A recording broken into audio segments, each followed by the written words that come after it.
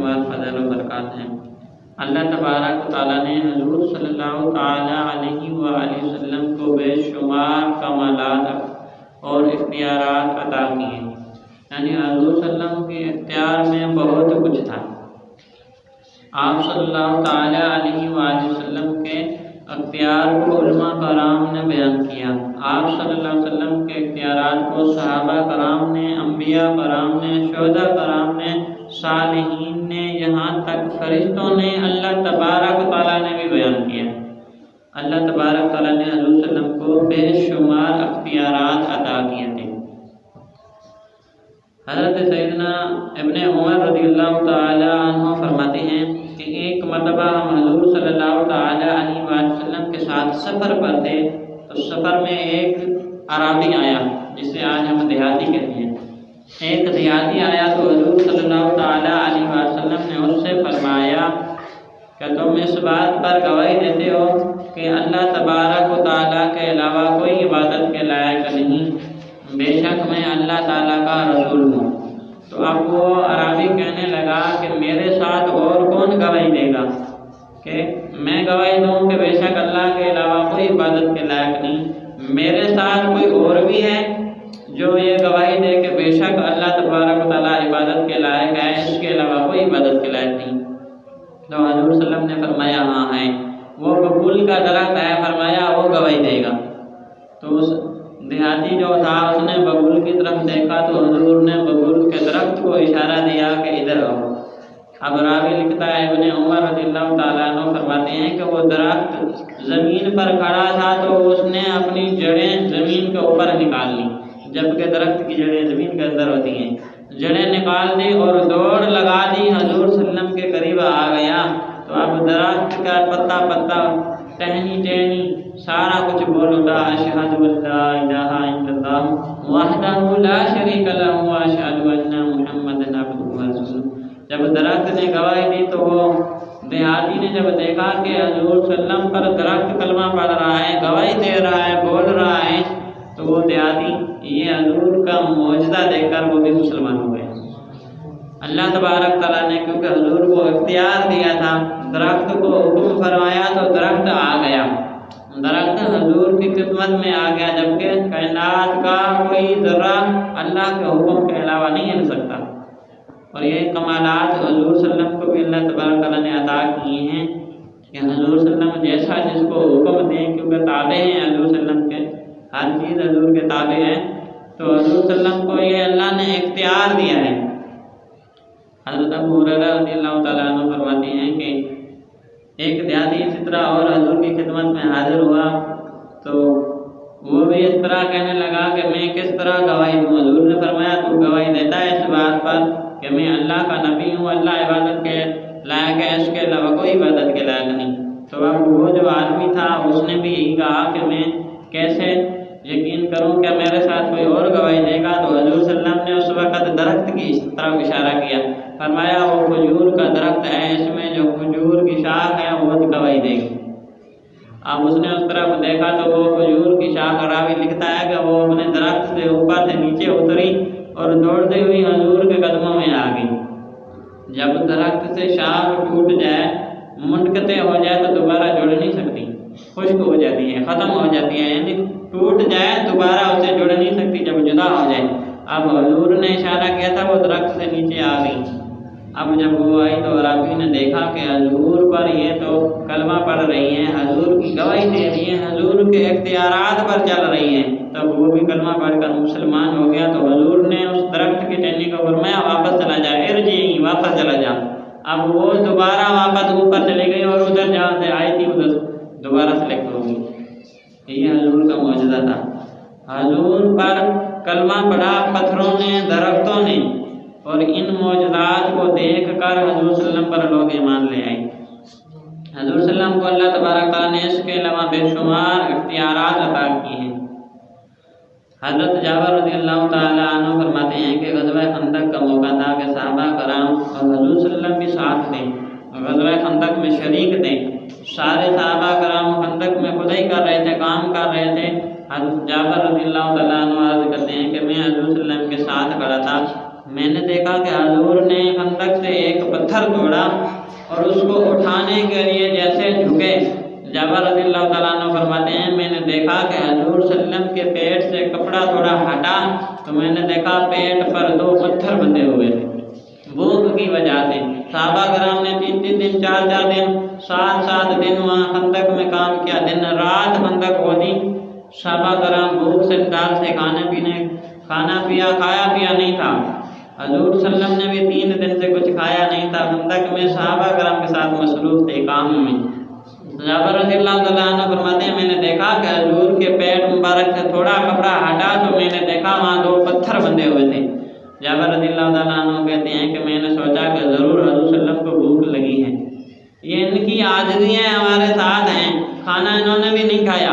حضرت جابر رضی اللہ تعالیٰ عنہ دوڑے، گھر کی طرف دوڑے تو گھر میں آئے، اپنی بیوی سے کہتے ہیں کھانے کے لیے کیا ہے، کھانے کے لیے کیا ہے؟ تو بیوی نے کہا کہ کچھ ہے کھانے کے لیے۔ جب وہ اس کو اکٹھا کیا گیا تو 10-12 افراد کا کھانا تھا۔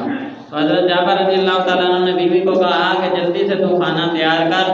بکری گھر میں ایک تھی، اس کو ذبح کیا، کہا کہ اس کو گوشت بنا اس کا، میں حضور کی دعوت کرتا ہوں، حضور کو آج کھانا کھلاتے ہیں۔ ادھر سے بیوی نے وہ کھانا تیار کیا، ادھر سے حضور صلی اللہ علیہ وسلم کی خدمت میں جابر رضی اللہ تعالیٰ عنہ آئے۔ حضور صلی اللہ علیہ وسلم کی خدمت میں عرض کی یا رسول اللہ آج میرے گھر چلیں دعوت کے لیے۔ دعوت دینا حضور کے صحابہ کرام کا طریقہ ہے، حضور صلی اللہ علیہ وسلم کا بھی طریقہ ہے دعوت پر جانا۔ حضور صلی اللہ علیہ وسلم کو دعوت دی، فرمایا یا رسول اللہ آپ اپنے ساتھ 10-12 صحابہ کرام لے کر میرے گھر تشریف لے چلیں، کھانا تناول فرمائیں، آپ کو دعوت ہے۔ اب حضور صلی اللہ علیہ وسلم ادھر اٹھ کر کھڑے ہو گئے، ہاتھ جانے، فرمایا سارے سن لو، فرمایا آج جابر کے گھر میں کھانے کی دعوت ہے، سب نے چلنا ہے۔ ادھر حضرت جابر رضی اللہ تعالیٰ عنہ فرماتے ہیں میں حیران ہو گیا، پریشان ہو گیا، کیونکہ گھر میں کھانا 10-12 افراد کا پکا تھا، ادھر تو بہت سارے تھے، ہزاروں کی تعداد میں صحابہ کرام تھے۔ جابر رضی اللہ تعالیٰ عنہ کہتے ہیں میں پریشان ہو گیا، یہ کیا ہو گیا؟ حضور کو 10-12 صحابہ کرام کے بارے میں کہا، یہاں تو سارے ہزاروں کی تعداد میں ہیں، سب کو حضور صلی اللہ علیہ وسلم نے فرمایا کہ آ جاؤ۔ اب جابر رضی اللہ تعالیٰ عنہ حضور صلی اللہ علیہ وسلم سے وہاں سے ابھی حضور صلی اللہ علیہ وسلم سے پہلے گھر آ گئے، بیوی کے پاس آئے، بیوی نے دیکھا کہ آج پریشان ہے، پوچھا جابر کیا ہوا، کیوں پریشان ہو؟ حضور نے کیا انکار کر دیا آنے سے؟ حضرت جابر رضی اللہ تعالیٰ عنہ فرماتے ہیں کہ نہیں، حضور صلی اللہ علیہ وسلم نے تو انکار نہیں کیا، ہم نے 10-12 صحابہ کرام کا ان کے ساتھ کھانا بنایا تھا، لیکن حضور نے سب کو کہا ہے آ جاؤ، ہزاروں کی تعداد میں ہے، گھر میں کھانا 10-12 کا بنا ہوا ہے۔ تو آپ کی جو بیوی تھی نا وہ سمجھدار تھی، کہنے لگی کہ جابر تو نے کھانا ہم نے کتنے لوگوں کا تیار کیا ہے؟ کہا 10 لوگوں کا۔ انہیں دعوت کتنی کی دی ہے؟ 10-12 لوگوں کی۔ کہا آگے جن 10-12 کو تو نے دعوت دی ہے ان کے لیے کھانا تو ہے نا، باقی جو صحابہ کرام آ رہے ہیں کیا ان کو تو نے دعوت دی ہے؟ کہا کہ نہیں، ان کو تو حضور نے دی ہے۔ فرمایا جن کو تو نے دعوت دی ہے ان کا کھانے کا اہتمام تو ہم کر رہے ہیں، اور جن کو حضور خود بلا رہے ہیں، جن کو بلا رہے ہیں، جو آ رہے ہیں، وہ خود ان کا اہتمام کریں گے۔ بیوی سمجھدار تھی، اس کا اتنا عقیدہ تھا۔ جب حضور صلی اللہ علیہ وسلم صحابہ کرام کو لے کر حضرت جابر رضی اللہ تعالیٰ عنہ کے گھر میں آئے، ادھر گھر آئے، صحابہ کرام ہزاروں کی تعداد میں تھے، آپ ادھر آئے، فرمایا جابر اپنی بیوی کو کہہ دو کہ جب تک میں نہ کہوں برتن سے باہر کھانا نہیں نکالنا، سالن نہیں ڈالنا، جب تک میں نہ کہوں۔ تو وہ جو سالن تیار تھا، روٹی تیار تھی، تو راوی لکھتا ہے حضرت جابر رضی اللہ تعالیٰ عنہ فرماتے ہیں کہ حضور صلی اللہ علیہ وسلم نے اپنا لعاب دہان اس میں لگایا، جو گوشت بنایا تھا بکری کا اس میں حضور صلی اللہ علیہ وسلم نے لعاب دہان لگایا، تو حضور صلی اللہ علیہ وسلم نے فرمایا کہ اپنی بیوی کو کہہ دیں کہ تھوڑا سا کھانا اٹھاتی جائے، ڈالتی جائے، پورا کپڑا نہیں اٹھانا۔ ہانڈی کے اوپر کپڑا رکھ دیا، فرمایا پورا کپڑا نہیں اٹھانا، جتنی ضرورت ہو اندر سے چمچ ڈال کر نکال لینا ہے۔ اب جب کھانا شروع ہوا، تقسیم کھاتے گئے حضرت جابر رضی اللہ تعالیٰ عنہ فرماتے ہیں 10-12 افراد کا کھانا ہم نے بنایا تھا، حضور نے لعاب دہان اس میں ڈالا اور اس کی برکت اتنی ہوئی کہ جو ہزاروں کی تعداد میں صحابہ کرام ہے سب کھا گئے، سب کو پورا ہو گیا۔ یہ حضور صلی اللہ علیہ وسلم کا معجزہ تھا۔ اور یہاں ایک روایت ہے کہ حضرت جابر رضی اللہ تعالیٰ عنہ نے جب بکری کو ذبح کیا تو آپ کے 2 بیٹے تھے، انہوں نے بھی بکری کو ذبح کرتے ہوئے دیکھا۔ جب ادھر حضور صلی اللہ علیہ وسلم کو حضرت جابر رضی اللہ تعالیٰ عنہ بلانے گئے تو ادھر ایک بڑے بھائی نے چھوٹے بھائی کو کہا کہ آجا میں تجھے سکھا کیسے کیا ہے، بکری کو کیسے ذبح کرتے ہیں۔ وہ بھائی نے بھائی کی گردن کاٹ دی، جس طرح جابر رضی اللہ تعالیٰ عنہ نے بکری کو ذبح کیا، اس طرح بھائی نے بھائی کو ذبح کر دیا۔ اب ماں نے دیکھا کہ بیٹے نے اس کو قتل کر دیا، یعنی اس کی گردن کاٹ دی، تو اب وہ ڈر کے مارے بھاگا۔ اور ابھی لکھتا ہے وہ چھت پر گیا یا اوپر دیوار سے چڑھا، وہ بھی گر کر فوت ہو گیا۔ جب حضور صلی اللہ علیہ وسلم آئے تھے کھانا کھانے تو حضرت جابر رضی اللہ تعالیٰ عنہ کو فرمایا اپنے بیٹوں کو لے کر آؤ، اس کے ساتھ اپنے کھانا کھانا ہے۔ اور بیوی اتنی صابر تھی، اتنی صبر کرنے والی تھی، ادھر بیٹے فوت ہو گئے تھے لیکن روئی نہیں تھی۔ اپنے شوہر کو کہا نہیں تھا کہ بیٹے فوت ہو گئے، کیوں؟ کیونکہ حضور گھر میں آ رہے تھے، کہہ رہی تھی کہ جب حضور کی دعوت ہو جائے گی، حضور صلی اللہ علیہ وسلم کھانا تناول فرما کر چلے جائیں گے، بعد میں جابر کو بتاؤں گی کہ ہمارے بیٹے فوت ہو گئے ہیں۔ ادھر حضور نے فرمایا جابر اپنے بیٹوں کو بلاؤ۔ ادھر جبریل علیہ السلام نے کہہ دیا تھا کہ اللہ کہہ رہا ہے کہ ان کو بلا لو، جو ان کے بیٹے ہیں ان کو بلا لو۔ اب وہ جابر رضی اللہ تعالیٰ عنہ کو فرمایا کہ بیٹوں کو لے آؤ۔ جابر نے اپنی بیوی کو کہا کہ بیٹے لے آؤ، اب بیوی نے کہا بیٹے نہیں آ سکتے۔ کمرے میں لے گئی، الگ کہنے لگی کہ یہ بیٹے دونوں فوت ہو چکی ہیں۔ تو حضرت جابر رضی اللہ تعالیٰ عنہ حضور کی خدمت میں ہیں، یا رسول اللہ آپ کھانا تناول فرمائیں، وہ نہیں آ سکتے۔ حضور نے فرمایا کیا مسئلہ ہے؟ جب اندر لے کر گئے تو دونوں فوت شدہ ہو گئے تھے۔ وہاں حضور نے کوئی کہتے ہیں کہ ٹھوکر ماری، حضور نے فرمایا، کوئی کہتا ہے کہ دعا پڑھی، فرمایا قم بإذن اللہ، اللہ کے حکم سے کھڑے ہو جاؤ۔ تو حضور نے ایسا فرمایا کہ وہ دونوں کلمہ پڑھتے ہوئے کھڑے ہو گئے، دونوں فوت ہو چکے تھے۔ فرمایا قم بإذن اللہ، کھڑے ہو جاؤ، تو دونوں کھڑے ہو گئے، اٹھ کر کھڑے ہو گئے۔ جب وہ دونوں شہزادے اٹھ بیٹھے تو صحابہ کرام نے حضور صلی اللہ علیہ وسلم نے کھانا تناول فرمایا۔ اب حضور نے فرمایا صحابہ سے جب کھانا کھانے لگو ہڈی نہیں توڑنی، پھینکنی نہیں ہے، ایک جگہ رکھتے جاؤ۔ جب ساری روٹی سب نے کھا لی، ہڈیاں اکٹھی ہو گئی، تو حضور صلی اللہ علیہ وسلم نے ان ہڈیوں پر ہاتھ مبارک پھیرا، کچھ پڑھا، پھر فرمایا قم بإذن اللہ۔ اس کو کہا کہ تو بھی کھڑی ہو جاؤ، وہ بکری پونچھ ہلاتی ہوئی کھڑی ہوگی۔ اب صحابہ کرام نے اس کو کھایا تھا۔ یہاں مفسرین لکھتے ہیں کہ وہ بکری 3 دفعہ مری تھی، 3 دفعہ مری ہے۔ حضور نے فرمایا قم بإذن اللہ، کھڑی ہو جا۔ پہلی مرتبہ تو اس وقت مری جب جابر رضی اللہ تعالیٰ عنہ نے اس کو ذبح کیا، دوسری مرتبہ اس وقت مری فرماتے ہیں جب ہانڈی میں پکائی گئی تیار ہوئی، اور تیسری مرتبہ اس وقت مری جب صحابہ کرام نے اس کو کھایا۔ 3 دفعہ مر چکی ہے، لیکن حضور نے فرمایا قم بإذن اللہ، تو وہ کھڑی ہوگی۔